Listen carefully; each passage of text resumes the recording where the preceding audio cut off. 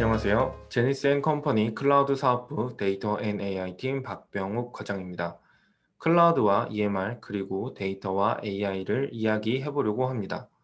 이미 잘 아시는 분께서도 많으시리라 생각합니다. 해당 주제를 통해 의료 분야 관련하여 좋은 아이디어를 떠올릴 수 있는 시간이 되셨으면 합니다. 준비한 컨텐츠는 다음과 같습니다. 클라우드 EMR에서는 클라우드와 EMR 시스템의 관계, 클라우드 EMR이 앞으로 발전될 예상 방향을 다루고 있으며 데이터 앤 AI에서는 데이터 활용과 의료 분야의 인공지능 활용 예시, 그리고 인공지능 도입 사례를 다루려고 합니다. 클라우드 EMR. 클라우드 EMR을 이야기하기 전에 먼저 간략하게 클라우드가 무엇인지 설명하도록 하겠습니다. 클라우드란 무엇인가? 클라우드는 언제 어디서나 접속 가능한 온라인 컴퓨터라고 생각하면 좋을 것 같습니다. 예전의 인식과 다르게 많은 기업에서 클라우드를 사용하고 있으며 저는 미드를 자주 시청하는데 미드를 보면 클라우드에 데이터 백업 안 했어? 라고 할 만큼 클라우드에 대한 내용이 이제는 일반인들에게도 너무 자연스러워졌는데요. 기업에서는 세 가지 유형으로 클라우드를 분할하여 도입할 수 있습니다. 얼마나 내부 IT가 클라우드화 되어 있느냐에 따라 클라우드 적용 모델을 구분할 수 있습니다. 클라우드의 오해와 진실, 자주 묻는 질문을 준비했습니다. 클라우드로 전환하면 모든 것은 자동으로 관리가 된다. 답변은 클라우드로 전환을 하여도 시스템 관리 조직이 필요합니다. 데이터를 클라우드로 옮기면 기업의 데이터 제어권을 잃어버린다. 데이터 제어권은 모두 기업에게 있으며 기업의 허가 없이 데이터 조작은 불가능합니다. 클라우드보다 데이터를 온프레미스에 보관하는 것이 더 안전하다. 클라우드와 같은 데이터 네트워크 보안을 구축하기 위해서는 많은 비용이 발생합니다. 어느 것 하나만 클라우드로 옮길 수 없으며 모든 것을 옮겨야 한다. 클라우드는 세 가지 모델로 단계별 사용이 가능합니다. 클라우드로 옮긴 데이터에 기업 스파이, 사이버 범죄자, 정부 등이 접근할 수 있다. 기업의 데이터 관리 정책을 벗어나는 접근은 이루어질 수 없습니다. 클라우드를 쓰는 기업은 그렇게 많지 않다. 2020년 말까지 미국 기업이 사용하는 워크로드 중 83%가 클라우드에서 운영될 전망입니다. EMR 시스템의 클라우드는 두 개의 관점으로 볼 수 있는데요. 규모에 따른 관점이라고 생각합니다. 대형 병원의 경우 자체적인 IT 인프라를 구축하고 관리가 가능하며 의료 관련 솔루션들을 여러 개 사용하기 때문에 일반적인 상용 클라우드가 대형 병원에 도입되려면 많은 부분이 커스터마이징 되어야 한다고 생각합니다. 상용 클라우드 EMR의 경우는 일정 수준의 비용을 지불하고 사용하는 모델이기 때문에 의원이나 일부 병원에서 도입이 가능해 보입니다. 클라우드 EMR은 기존의 EMR에 비해 무엇이 다른가? 클라우드 EMR은 병원 내의 IT 인프라 관리에 대한 부담을 줄여주어 선택과 집중을 할 수 있게 만들어준다고 생각합니다. 또한 전문적인 집단에 의해 시스템 관리가 되므로 기존보다 높은 수준의 IT 인프라 관리가 되며 온프레미스와 같이 초기에 많은 비용을 투자해야 하는 것과 달리 비용을 조절해가며 부분적으로 사용할 수 있습니다. 클라우드 EMR로 가게 되면 IT 인프라 설계와 데이터 설계가 중요하게 되므로 데이터 관리에 대한 수준이 높아지게 됩니다. 상용 클라우드 사용에는 병원 확장 시 시스템을 다시 또 재구축하고 확장하는 모델이 아닌 서비스 활성화로 다른 진료과를 쉽게 사용할 수 있는 부분이 장점이 될 것 같습니다. 의료 분야에서 클라우드를 쉽게 정리하면 다음과 같을 것 같은데요. 서버, 네트워크, 보안 등의 병원 내부 인프라와 애플리케이션, 데이터와 같은 부분을 클라우드를 통해 사용하는 것뿐이며 클라우드를 사용하여도 여전히 소유권과 제어권은 병원 측에 있습니다. 기존 EMR 구축 시 보기와 같이 나열된 부분보다 더 많은 부분이 실제로 고려됩니다. 다음은 기존 EMR과 클라우드 EMR 도입 시 고려하는 항목의 변화인데요. 보기는 IT 인프라 관점에서만 나열한 것이며 클라우드 EMR로 모델을 변경할 경우 온프레미스와 비교하여 고려하는 부분이 줄어드는 것을 볼 수 있습니다. 다만 클라우드 관점에서 새롭게 고려해야 하는 부분이 생기는 것도 확인할 수 있습니다. 아직은 낯선 클라우드 EMR, 무엇이 고민일까? 의료 분야에서 클라우드 EMR에 대한 가장 큰 고민은 두 가지로 생각됩니다. 의료 현장에서 의사들이 비용적으로 어떤 혜택이 있을지에 대한 고민과 데이터가 병원 외부에 있다는 것에 대한 고민인데요. 처음 비용적인 부분을 생각해 보면 생각보다 저렴하지 않다라고 생각하기 쉽습니다. 하지만 앞에서 이야기한 것처럼 서버, 감가상각비, 전기세, 전문 관리 인력 등 모든 비용을 합쳐서 계산하면 클라우드가 자체 구축 방식보다 더 저렴한데요. 데이터가 병원 외부에 있다는 고민도 사실 의료법적인 문제로 걸리는 부분을 제외하면 문제될 것이 없습니다. 개인 사용자가 개인 클라우드에 파일을 올렸을 때 그 파일이 개인의 것이지 다른 사람이 허가 없이 사용할 수 없는 것처럼 오히려 클라우드화 되면 온라인에서 데이터 접근 권한과 사용 권한 제어를 통해 다른 시스템과의 연동이 더 쉬워지게 됩니다. 많은 기업들이 내부 시스템의 클라우드로 변경하는 이유는 다음과 같은데요. 기업이 새로운 제품이나 서비스에 필요한 IT 자원을 빠르게 확보하여 시장 적시성을 확보할 수 있습니다. 시스템에 대한 인프라에 대한 투자하는 비용과 에너지와 시간의 절약을 볼 수 있습니다. 쉬운 인프라 확장성을 통한 시스템 운영 환경의 가변적 대응이 가능합니다. 강력한 보안으로 인한 데이터 보호 및 데이터 유실에 대한 대비가 가능합니다. 클라우드에서 제공하는 여러 서비스를 쉽게 사용 가능합니다. 사용량에 따른 유동적인 비용 지불로 인해 비용 절감 혜택을 얻으실 수 있습니다. 그러면 클라우드 EMR에 관해서 이제 얘기를 해보도록 하겠습니다. 클라우드 EMR의 앞으로 발전 방향은 두 가지로 생각되는데요. 기간 단위의 EMR 통합과 PHR의 도입 또는 하나의 EMR과 PHR 도입으로 볼 수 있습니다.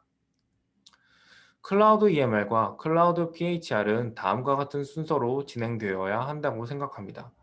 최종적으로는 데이터를 통한 유효한 정보를 얻기 위해서는 초기부터 잘 설계를 해야 하는데요.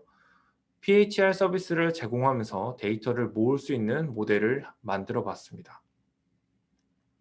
첫 번째로 의료인지 서비스. 의료인지 서비스 단계에서는 사용자의 건강 정보를 인지하고 수집하는 단계입니다. 의료 로봇 서비스. 수집된 건강 정보를 통해 사용자에게 인공지능을 통한 서비스를 제공하는 단계입니다. 개인별 맞춤 서비스. 의료인지 서비스와 의료 로봇 서비스를 통해 개인별 맞춤 서비스를 제공합니다. 닥터 어시스턴트. 의료인지 서비스를 통해 수집된 데이터로 전문의와 커뮤니케이션하는 부분이며 향후에 EMR과 PHR이 함께 서비스하는 모델로 구축될 것 같습니다. 의료인지 서비스에 대해 이야기를 하도록 하겠습니다. 먼저 음식에 관한 건강 정보를 얻기 위해서는 다음과 같은 기능을 제공하면서 데이터를 정제, 취합하여야 합니다. 예를 들어 카메라로 음식 사진을 촬영하고 촬영한 음식 사진을 분석하여 칼로리 및 기타 정보를 반환하여 사용자에게 제공하고 음식 건강 데이터를 취합하는 방식의 모델입니다. 웨어러블 디바이스를 통해서도 데이터를 취합할 수 있는데요. IoT 기기가 발달함에 따라 웨어러블 디바이스를 통해 넘어짐, 낙상, 수면, 정보와 같이 센서로부터 수신되는 데이터를 분석하여 다양한 데이터를 취합할 수 있습니다. 만약 스트레스 측정을 할 수 있는 서비스를 개발한다면 여러 곳에서 사용이 가능합니다. 위험 직업 관리의 경우 사용자의 컨디션에 따라 산업재해가 발생할 수 있기 때문에 미리 분석하여 알려줄 수 있다면 건강 데이터를 취합할 뿐만 아니고 사용자의 산업재해도 예방할 수 있습니다.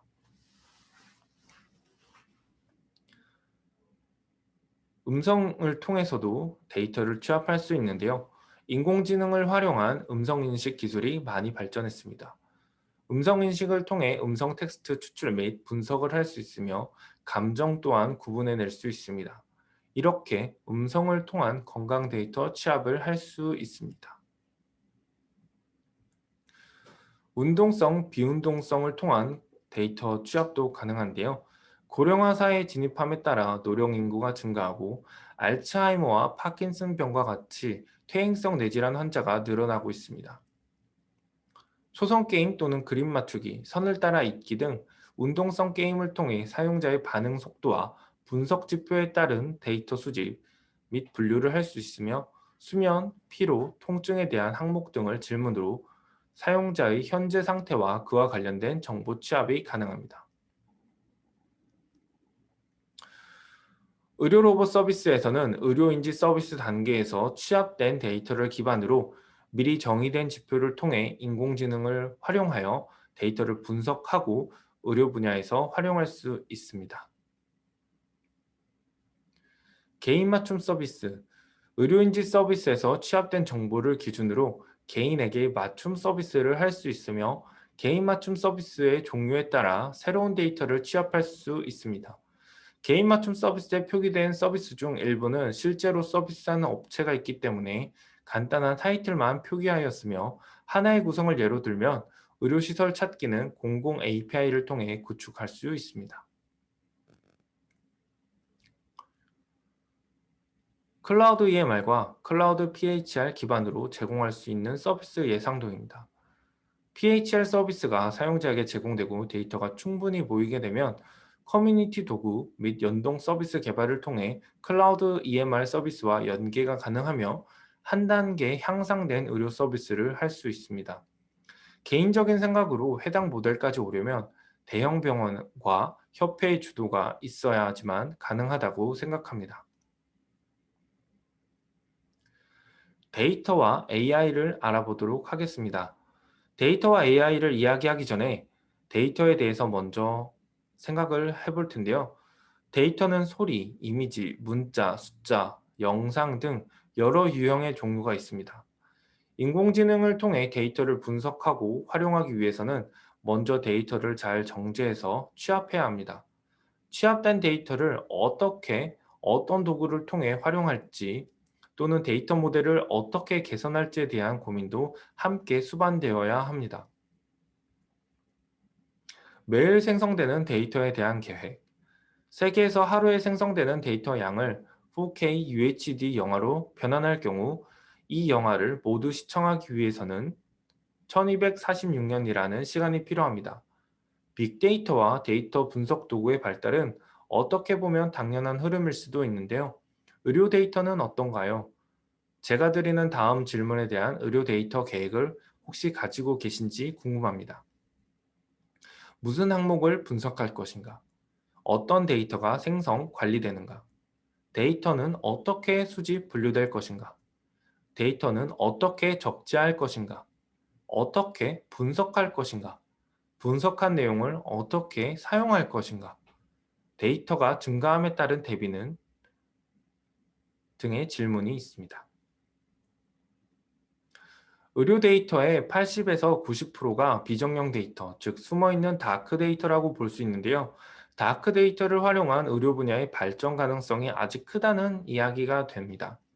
기술의 발달로 이전에는 수집하지 못했던 비정형 데이터의 수집이 가능해졌습니다. 기술은 앞으로 더 정교하게 발달할 것이며 어떻게 의료 분야에 적용할지 아이디어가 필요해지고 있습니다. 음성을 통해 작동하는 의료 도우미, 비정형 데이터 활용 사례 세 가지를 준비해 봤는데요. 사례라기보다는 실제로 구성 가능한 모델입니다. 비정형 데이터를 활용해 제공하는 서비스 예인데요. 음성 비정형 데이터를 활용하는 방법은 다음과 같습니다. 보시는 화면처럼 각 단계에 따라 스케줄 확인, 보고서 조회 및 연락처 확인 등 다양하게 의료 분야의 보조자로 활용될 수 있습니다. OCR을 통한 문서 전산화도 가능한데요. OCR 기술을 통해 문서 전산화를 할 수 있으며 이는 의료 문서뿐만 아니라 증빙 처리를 위한 영수증도 가능합니다. 어려운 기술들이 비용을 내고 사용 가능한 서비스가 되면서 하늘색으로 된 부분만 고려를 하면 되므로 쉽진 않겠지만 비정형 데이터를 예전보다 활용할 수 있는 기회가 늘어나고 있습니다. 별도 디바이스와 서비스를 통해 사람의 모션을 인식할 수 있으며 이는 모션 인식을 통한 자세 교정, 재활 치료에 이용될 수 있습니다. 모션 인식은 3D 영화를 만들 때 사용되던 기술이기도 합니다. 예전에는 이와 같은 기능을 구성하기 위해 엄청난 비용이 필요했지만 지금은 예전보다 상황이 많이 좋아졌습니다. 고려해 볼 만한 비용 수준으로 떨어졌는데요.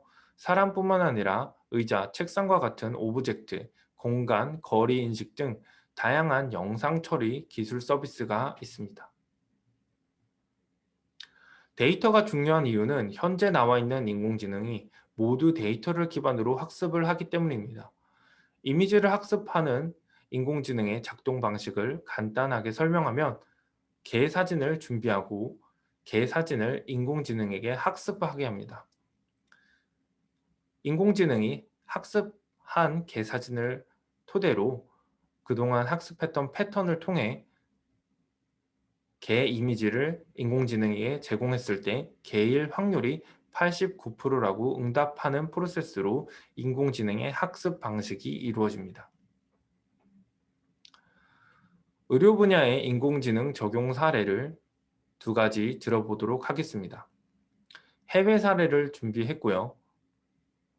첫 번째로 마운트 시나이 아이칸 의과대학에서는 늘어나는 데이터 양을 내부 컴퓨터로 처리 불가능한 단계에 이르렀고 많은 양의 데이터를 빠른 시간 내에 분석을 하기 위해 인공지능을 도입하여 유전적 영향이 암 발생률에 어떤 영향을 주는지에 대한 분석을 하고 있습니다. 두 번째 해외 사례로는 인공지능이 무조건 분석에만 사용하는 것은 아닙니다. 신시내티 아동병원 의료센터의 경우에는 병원을 방문하는 아이와 부모가 느끼는 스트레스를 줄이기 위해 인공지능 기술을 도입하여 사용자 친화적인 인프라를 구축하였습니다. 오른쪽 스크립트는 아이가 진료받기 전 챗봇과 이야기하면서 의료 진료에 대한 부분을 다정한 친구와 약속하듯이 잡는 내용인데요. 이처럼 기술의 발달은 이미 다양한 분야에 적용 중이며 의료 분야 역시 예외는 아니라고 생각합니다.